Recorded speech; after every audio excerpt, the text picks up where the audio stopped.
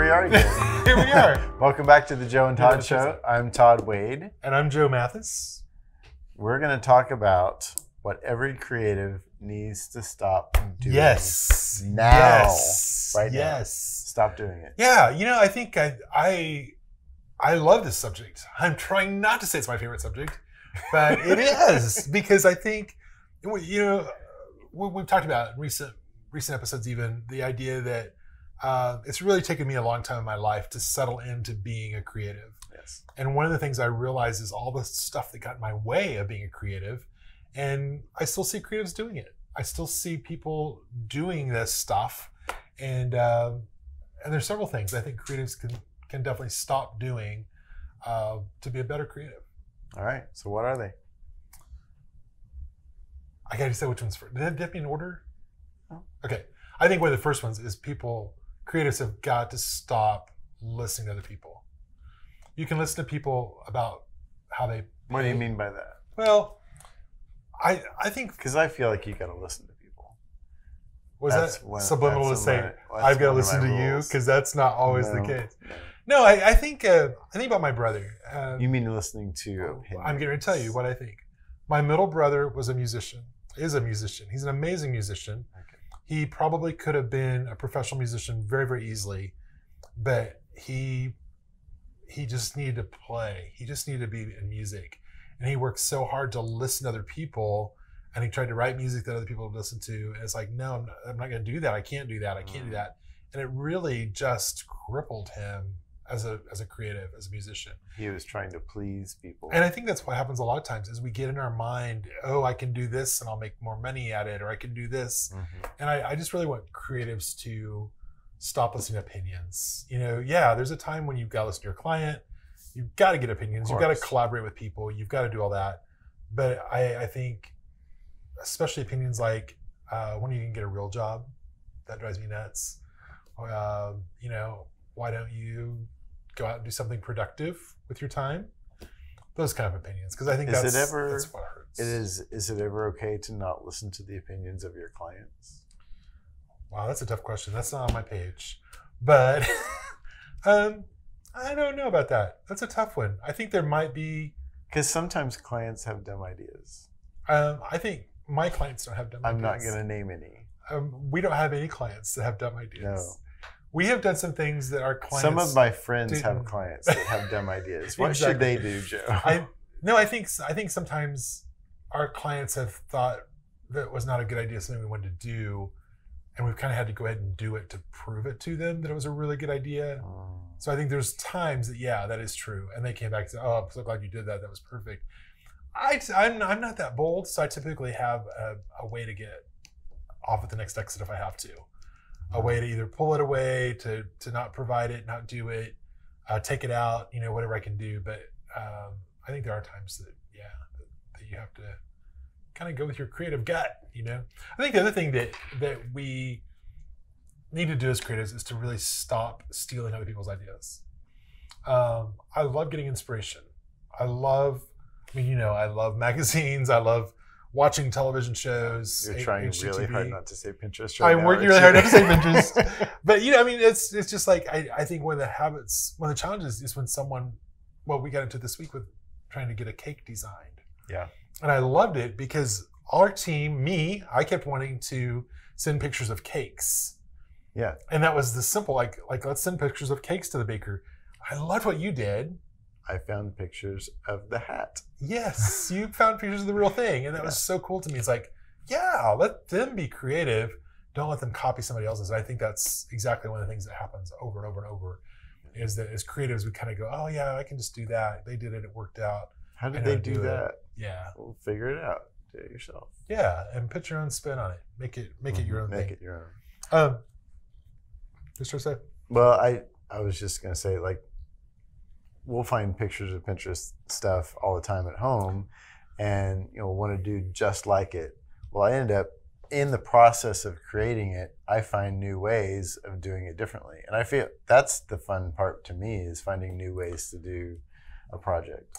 One of the things I love Pinterest. I really do. True confessions. True confessions. I really do. I don't like it when my clients bring me Pinterest ideas. That's kind of weird to me. but it's okay. I mean, they do. I think one of the things I like about Pinterest is sometimes I need affirmation. And if I think something's a good idea and I like I want to see, so you I find can find it on Pinterest. And it's like, and that means maybe it's okay. Yeah, they did it. And it really looks pretty good there. Or rather than having to get all this stuff together and make it happen, then I can look on Pinterest and go, oh yeah, they did it, or something similar. And so it affirms my idea. But the goal of all of that is inspiration, Exactly. Not a recipe. Affirmation, not copying exactly what they're doing. I think that's something that the creatives can get in the habit of, just copying other people's work. That's not real. I think the other thing is to not be consumed by other voices. And I think that's what I was trying to say earlier, was even that, listening to the voices of you're really not creative. So I've used the example recently that I was not good in art class. And I heard that voice for a long, long, long, long time, that I'm not creative because I wasn't good in art class. Or I've heard the voice of I'm not organized because I'm creative. Or I'm going to be running late because I'm a creative. Or I'm going to have a messy desk because I'm a creative. And it's taken me a while to kind of get past those voices of, no, I can be on time and be a creative. I can be organized and be a creative. I can have a clean desk and be a creative. I can be bad at art and be a creative. Still be creative. Or maybe I can draw. I just didn't fit in the mold of the art class. Or maybe I can do something creative. I just didn't fit in the mold of the art class. So I think hearing those voices, and a lot of times, we're going to do some art classes pretty soon. Especially who's we? I'm going to give you some art classes. Oh, great. So I think especially we hear that we might even film them from. I think especially we hear that from family who just they want us to succeed. They want us to be successful. They want us to be productive. And when we're working on especially a hobby or something that's just not producing money, it's kind of like that's what you're doing really valuable. Yeah. I think the other thing. Okay, can I talk about it? Yeah, go. Because you don't want to talk about it anyway. I don't. No. Stop trying to do it all by yourself. Stop it. This is called meddling. No, we have a hard time as creatives in general. We have a hard time giving away our vision and letting anyone else touch it or work on it or see it even until it's complete. And my push is that if you can communicate your vision adequately and give people responsibilities clearly, they will help you find things within your vision that you can hand off and have people help you with. Do you think our team listens to the podcast? I hope so. I know, but do you think they do? Because we'll know if they come back to us and say, "Hey, I listened." So everyone in this room, you can't tell me this, but I think there was that day I said a number of weeks ago when I said I just want everyone to go home so I can work. Yeah. And that was fascinating. It just blurted it out. It came out, and you said what you need to say. It was the awesome thing of, we have this amazing team here. We have talented people, and they're here to support you. And they all want to make it happen. They want to help you succeed. And I needed to hear that. I needed to think about that because that's exactly right. And I mean, the days that followed that, when we went through our therapy and counseling with what that all meant when I blurted that out. But I think for me, it took me to say it out loud of, I want to get everyone organized. I want to start the plan and then let everyone else do it, I guess is what I was thinking. I don't know what I was thinking. But I think getting to that point where we can say, here you go. You can do this well. You can make this happen. And again, I think that's a hard part about having an office full of people, a whole team of people, is like, I know in my mind what's right, and then giving someone else that freedom to maybe go a different direction. Mm-hmm. And 8 times out of 10, it's better than my original idea. And that's hard. And finding those pieces that you're comfortable handing off is a trick too. Right. It's super easy for me to hand off stuff I don't like doing. It's really hard to hand off stuff I love doing. And I think that's hard. We talked about hiring Cheryl. We talked about that recently of a lot of her giftedness is the same giftedness I have in writing or, coming up with ideas. She's great at all that. And I think it's one of those hard things to... But you love doing it. I know. So now I've got to give it away. But it's been super fun. It honestly has. Because it's like, I know there's things I don't have time to do. And I know she can. And I trust her. and so many times it's better and faster. Yeah. Well said. Good questions. Even though I think you're meddling. You do, huh? I think the kind of the thing we said a little bit was copying people is we as creatives try to be like other people. I know we've talked about that a lot, of even defining our competition and trying to figure out who that is, and we've made some conscious decisions of our competitors are not the same people who are in business doing the same thing we're doing. Those are our friends. Those are our allies. We're working together for a common cause. I think our competitors are people who are trying to do what we're doing and not in business doing it, whether they're an assistant or whether they're else. But I think it's easy as a creative to look around and almost be jealous or envious of somebody else and think, hey, I could do that, or even I could do that better sometimes. I could do that better than them. And I think it's important that we figure out as creatives that we have our own path and we have our own space, we have our own road, and we need to get on that and just go down and not look back, not look at our competitors, not look at our side, our other people. Just move forward with what our ideas are, our creativity, and out of that comes amazing things. I think that's an important place to be. We don't have to be like everyone else. And I really want creatives to stop trying so hard to be like other people, because I think that's a dangerous spot to be. That's good.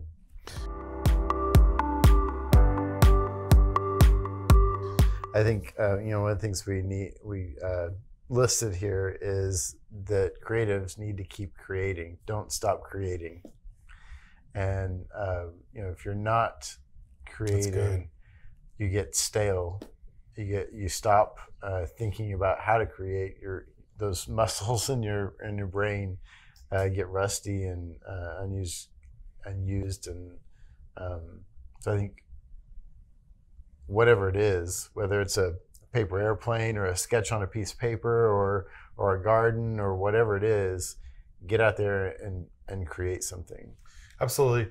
The other thing I think when we were talking about content for the show, I don't think we really talked about some of the things that have been on my mind lately. One of those is the idea that I think creatives often undervalue themselves.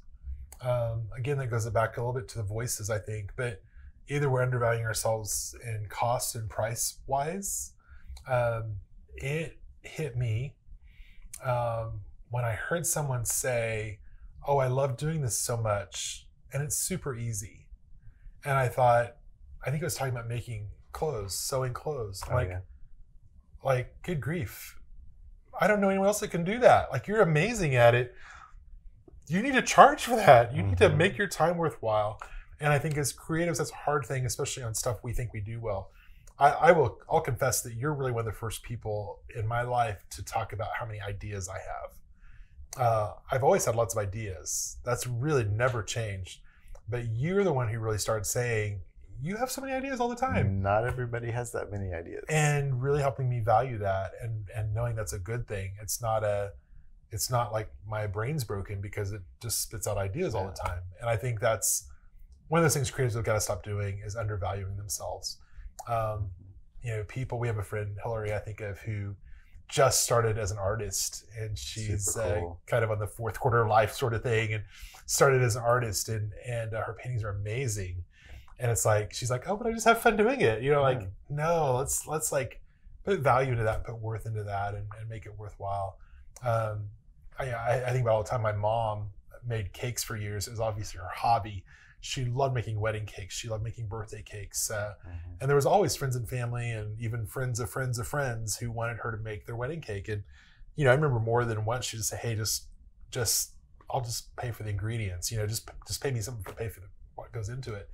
And, I've thought over and over, like, she really missed out. She was incredibly talented in decorating cakes. And she could have really had a great side business if she would have valued what she was doing. It came very natural to her. It came very easy to her. My mom was naturally very, very creative. She could sew very easily. She could make things. She could design stuff. She could create stuff, but she didn't see herself as creative. She didn't see herself as having a creative eye. She undervalued that. And I think that's something creatives need to really work at and think through that and really get other opinions. Make sure you have people around you who are lifting you up and encouraging you. Again, I've often said with you, that's been one of the things that's really helped me, is you make my creativity a good thing. And I know it's because you're making money off of me, but still, it's like, you've helped me with that. And I think that's important to have those people around you who make you feel good about your creativity, making sure that they're valuing you, they're encouraging you, they're saying it's a good thing, and providing a place for it. Yeah, absolutely. Absolutely. I loved when we were talking about content, the quote I said, the thing I said that I love, and I don't want to get lost here today, the comparison game is really the most dangerous game out there. And I think that's so true with how we compare ourselves to others, how we look at ourselves as creatives especially. Like I said, I can easily tell you all the things I can't do.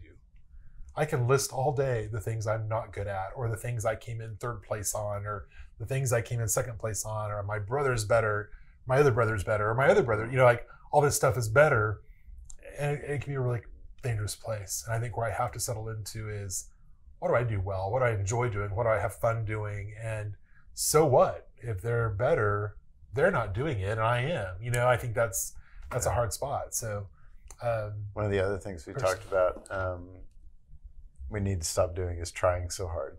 Yeah, absolutely. I love that. A lot of times we'll just get so serious about a project, and we're just trying so hard, and it's just taking long nights and bringing on more people, and it's getting complicated, and creativity should not be complicated. It takes time. It's yeah, inside joke. Sorry. No, but it should be fun, and it should flow. Creativity should not be hard. Right. If it's right, it should flow, and it should be easy. No, that's good stuff right there. Really good stuff. I always hear people say they have creative block, or they have writer's block, or painter's block, or all those things where you can't get your product down. I don't think I've really had that. I have down times. Sure, I have down times, or I have times where I don't feel like maybe the best ideas aren't coming. Yeah. But what we found over and over is if we just approach it a different way and look at it in a different space. Have some fun. Tell some jokes. Don't try so hard. Eat some brownies, whatever it takes. Cookies, some snacks. You're talking about your diet right now. Is that what you're saying? You have sweet stuff on your brain. Yeah, take a break and eat some sugar. Yeah, exactly. No, I think that's true.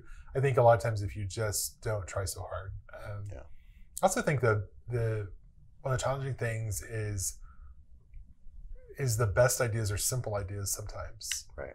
And we try to make them complicated. We try to make them hard, or we try to. I tend to think everyone has my same ideas. I forget that my ideas are really mine. No, that's good to remember. They're so easy, or because I've seen it, I assume everyone's seen it, or because I know. I said in a meeting this morning, I felt awful for the client where I said everyone does that, and it's just like I threw cold water on that. It was a great idea, and they were able to bring it back around, but I hurt myself because I feel like we've done that 5 or 6 times. It feels like it's kind of not as fresh as it could be in the last 4 years. So I know, right? I mean, that's what I sit there and thought about. I feel so horrible. I said that, but it's like I think when I say it's overdone or it's overused, and it's really not. And I love the idea and the value of it, and I hope we're able to rescue that. But I think that happens a lot of times. With me. It's like I want something new and brand new. It's like no, maybe the best idea is even one we've already done, or one we've already tried, or one that we do use often. A different spin or something. Make it different. It's really cool.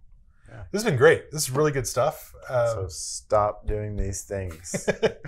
We have other ideas of things that creatives should stop doing, and we'll probably talk about those on. Do we? We do.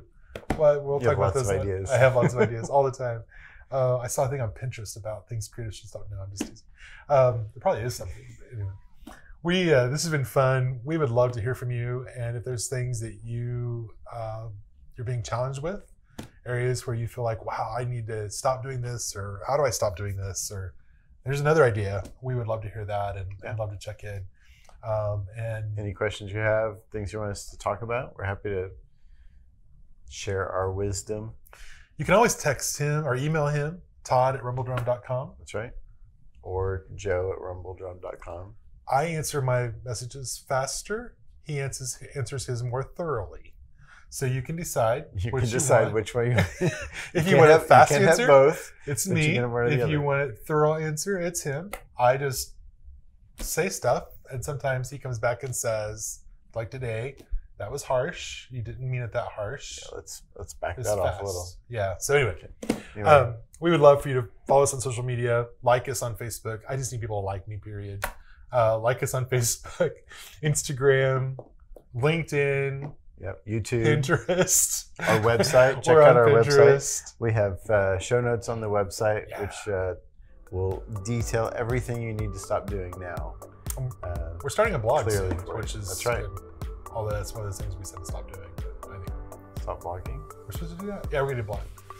We would love to have you tune in next week. Tell your friends about it. Find your friends who are creative. Let them know the Joe and Todd Show is the place to be. Have a great week. Thank you guys for watching. Take care.